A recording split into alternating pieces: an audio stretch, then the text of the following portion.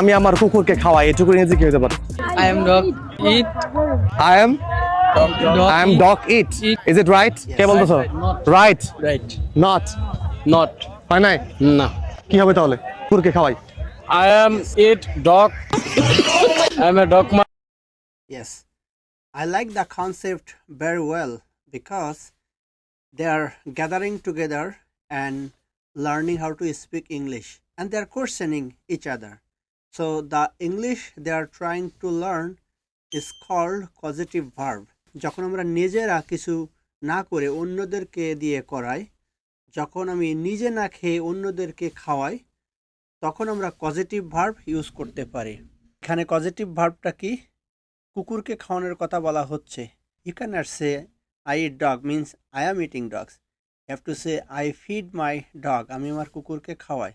সেখানে ইটের পরিবর্তে আমরা ইউজ করব feed.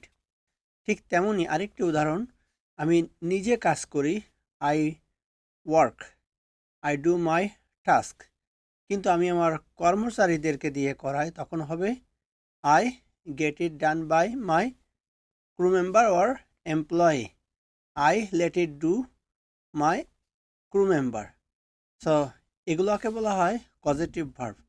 So if you want to see more video like this, follow my page. See you in the next video.